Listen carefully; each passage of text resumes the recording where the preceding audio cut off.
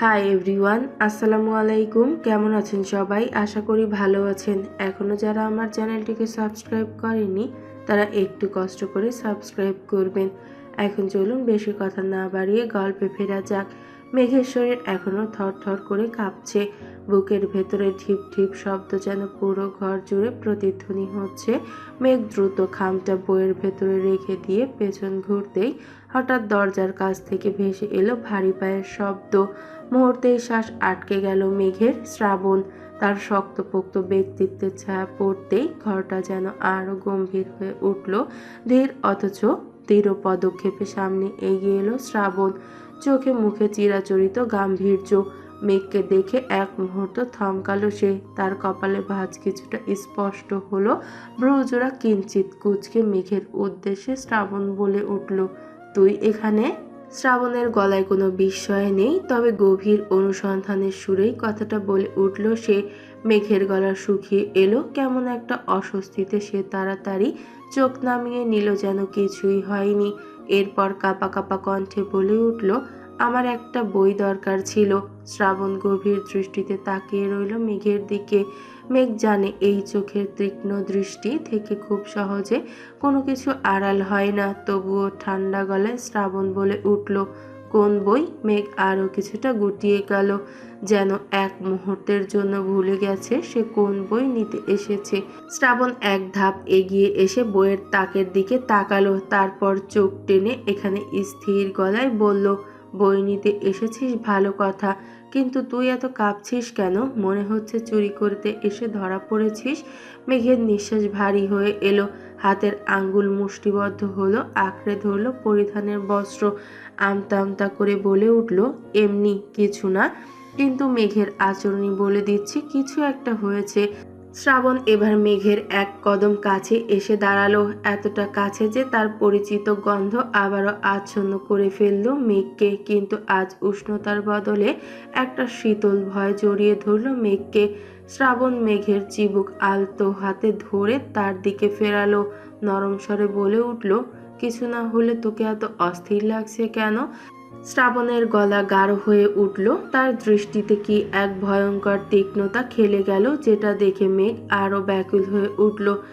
শ্রাবণের চোখ বারবার তাকের দিকে চলে যাচ্ছে কি না সেটা বুঝতে পারল না মেঘ, কিন্তু শ্রাবণ ঠিকই লক্ষ্য করলো তার তক্ষুনি তার চোখ পড়ল।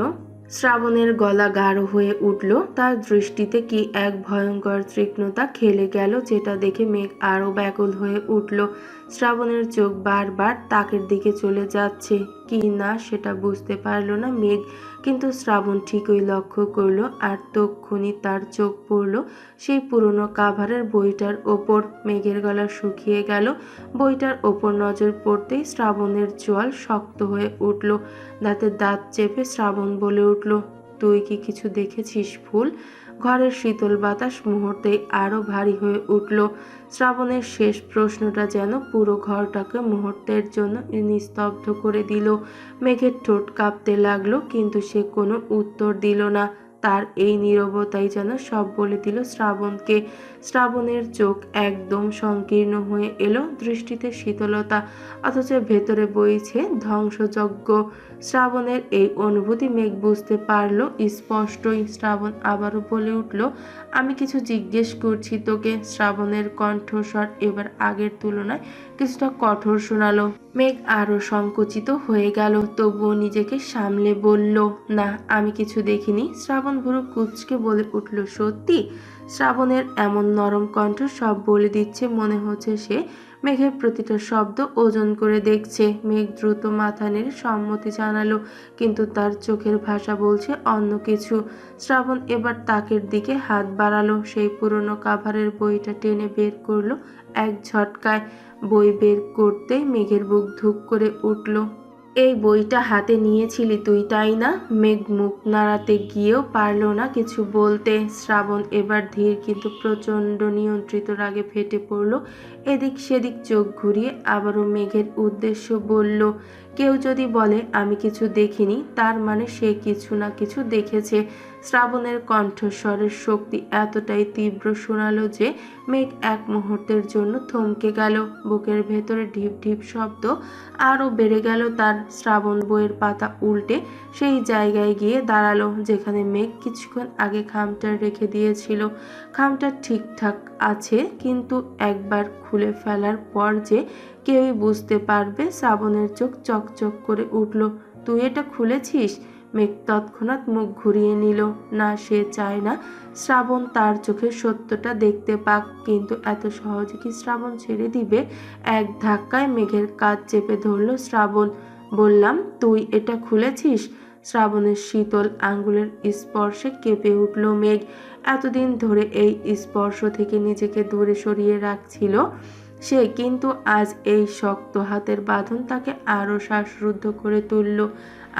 আমি শুধু কৌতূহল হয়েছিল, তাই তো? শ্রাবণের ঠোঁটে হালকা বাঁকা হাসি ফুটে উঠল, কিন্তু সেই হাসির আড়ালে লুকিয়ে আছে প্রচণ্ড রাগ। তোর এত কৌতূহল একদিন তোকে খুব বড় সমস্যায় ফেলবে ফুল।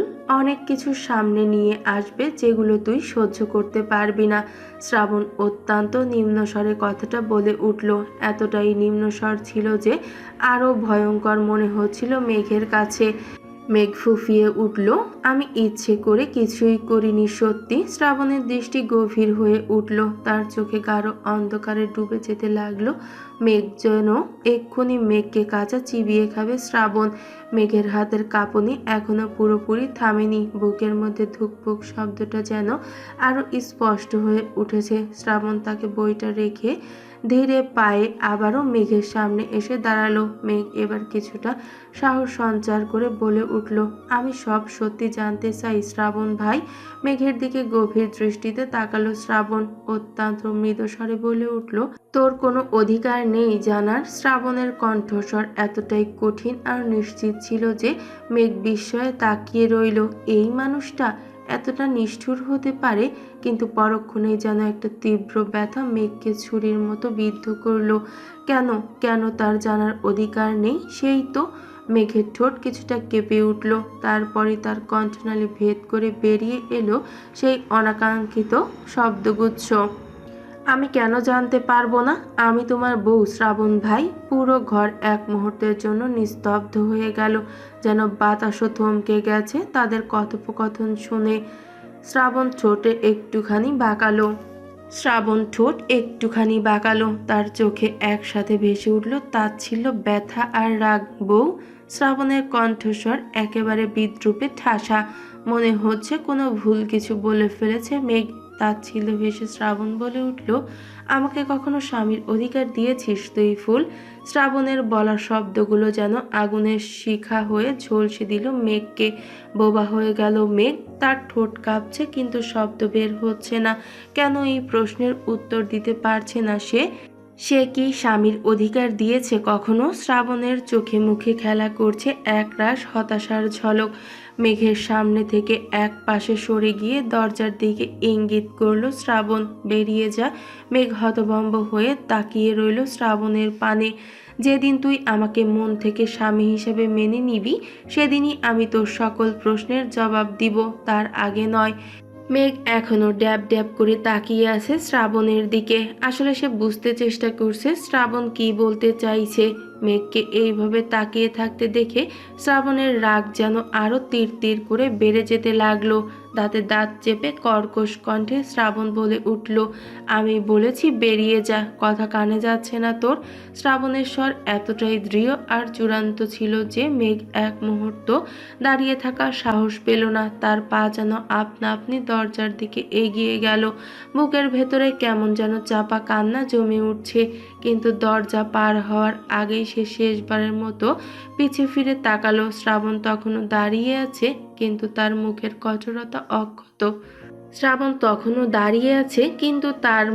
কঠোরতা অক্ষত। মেঘের ঠোঁট কেঁপে উঠল। সে কিছু বলবে না, কিছু বলার নেই তার। ধীরে ধীরে দরজার বাহিরে বেরিয়ে গেল। দরজা বন্ধ হওয়ার শব্দ যেন তাদের মাঝের দূরত্বটা আরো একবার গাঢ় করে দিল। দরজা বন্ধ হওয়ার সঙ্গে সঙ্গে শ্রাবণ গর্জে উঠল। তার চেহারার আদল কঠিন থেকে কঠিন হতে লাগলো। চোখ ধাঁধিয়ে আসছে রাগে। এক ঝটকায় নিজের চশমাটা খুলে টেবিলে ছুঁড়ে মারল শ্রাবণ। ধাতব শব্দে কাচের চশমাটা টেবিলের ওপর ঘুরে পড়ে রইল। তীব্রভাবে হাত দিয়ে নিজের চুল টেনে ধরল। এটা কি রাগ নাকি অসহায়ত্ব? আমি কখনো স্বামীর অধিকার পেয়েছি? ফিসফিস কণ্ঠস্বরে বলে উঠল শ্রাবণ। তার ভেতরের ঝড়টা ধরা দিচ্ছিল স্পষ্ট। হঠাৎ তার দৃষ্টি পড়ল তাকের দিকে। যেখানে সেই বইটা রাখা সেখানেই সেই হলুদ খামটা আছে। এক ঝটকায় সে তাকের সামনে গিয়ে দাঁড়ালো। বইটা টেনে নিয়ে উল্টে পাল্টে দেখলো ধুলো জমে থাকায় খামের অংশ একটু উকি দিচ্ছে। মেঘ কি কিছু বুঝেছে? চিঠিটা কি খুলে দেখেছে মেঘ? দ্রুতই খামটা বের করলো শ্রাবণ। চিঠিটা আগের মতোই আছে মনে হয় না এটা খোলা হয়েছে। শ্রাবণের বুকের ভেতর একটা চাপা হতাশা খেলা করলো মুহূর্তের জন্য, কিন্তু সঙ্গে সঙ্গে সেটা রাগে পরিণত হলো। ওর কিছু জানার অধিকার নেই, কিচ্ছু না। একই সঙ্গে হাতের বইটা শক্ত করে চেপে ধরল সে। তার চোখ ধোঁয়াশা হয়ে আসছে রাগে। এত কষ্ট নিয়ে বেঁচে আছে সে, এতদিন ধরে সবকিছু গোপন করে রেখেছে। আর মেঘ, সে কি পারবে সব সত্য সহ্য করতে? এক ঝটকায় বইটা ছুঁড়ে মারল শ্রাবণ। বইটা ধাক্কা খেয়ে নিচে পড়ে গেল। ধুলো উড়ে বাতাসে মিশে গেল। শ্রাবণ হাত দিয়ে মুখ চেপে ধরল। তার বুকের ভেতরে আগ্নেয়গিরির মতো জ্বলছে, কিন্তু সে জানে এই আগুন কখনো নিভবে না। মেঘ দৌড়ে নিজের ঘরে এসে দরজা আটকে দিল। বুকটা ফেটে যাচ্ছে, তার শ্বাস নিতে কষ্ট হচ্ছে। পেছন ঠেকিয়ে দরজায় বসে পড়ল মেঘ। মুখ চেপে ধরে কান্না লুকোনোর ব্যর্থ চেষ্টা করতে লাগলো। শ্রাবণের কথাগুলো এখনো কানের ভেতরে প্রতিধ্বনি হচ্ছে তার। আমাকে স্বামীর অধিকার দিয়েছিস কখনো?